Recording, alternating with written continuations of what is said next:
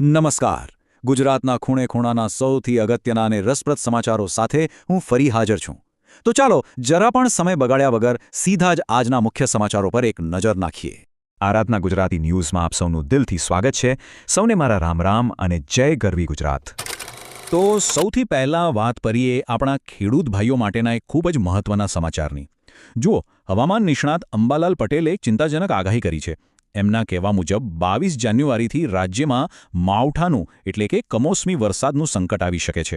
આ વરસાદ ખાસ કરીને ઘઉં અને ચણાના પાકને નુકસાન પહોંચાડી શકે છે. એટલે ઉત્તર અને મધ્ય ગુજરાતના ખેડૂતોને ખાસ વિનંતી છે કે પોતાના પાકને સુરક્ષિત રાખવાની તૈયારી કરી લે.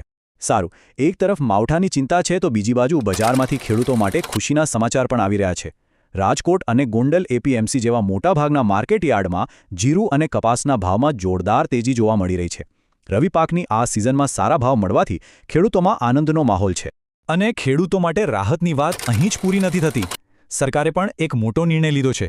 ચણા, ઘઉં અને જીરું જેવા રવિ પાક સુકાઈ રહ્યા હતા, એમને બચાવવા માટે હવે નહેરોમાં પાણી છોડવામાં આવશે.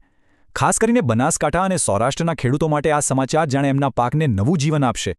હવે પાક અને પાણીની વાત તો થઈ ગઈ, પણ ખાતરનું શું? એને લઈને જે અફવાઓ ઉડી રહી હતી એના પર કૃષિ વિભાગે ચોખવટ કરી લીધી છે.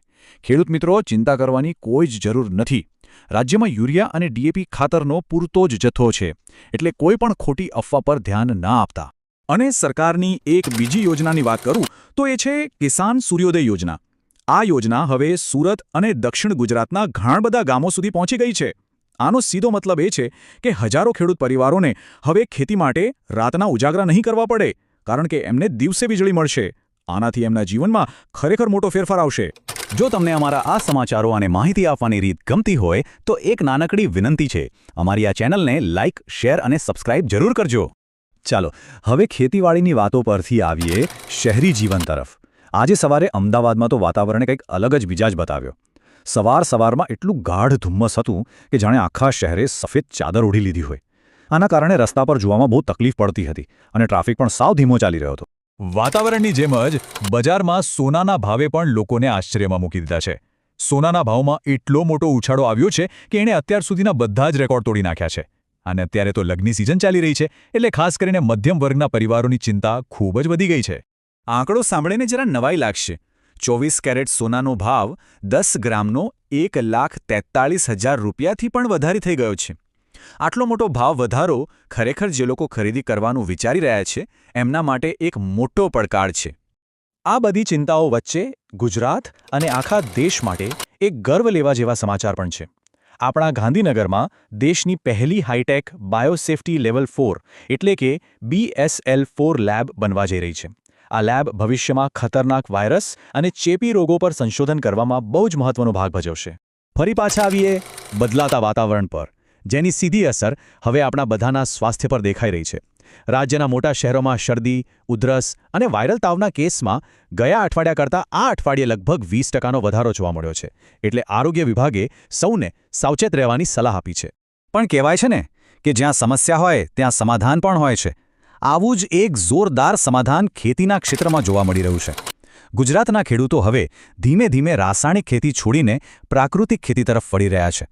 અને એનું પરિણામ મહેસાણા અને અમરેલી જેવા જિલ્લાઓમાં ખેડૂતોનો ખેતી પાછળનો ખર્ચ અડધાથી પણ ઓછો થઈ ગયો છે.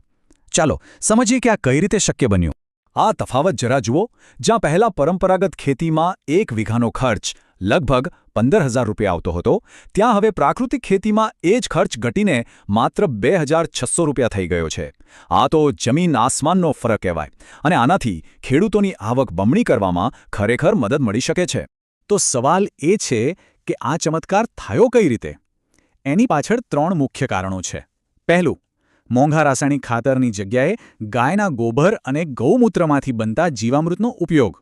બીજું, જે ખેડૂતો સર્ટિફિકેટ મેળવે છે એમને બજારમાં 20થી 30% વધુ ભાવ મળે છે. અને ત્રીજું, સરકારનો આત્મા પ્રોજેક્ટ, જે ખેડૂતોને આ બધું શીખવા માટે મફતમાં ટ્રેનિંગ આપે છે.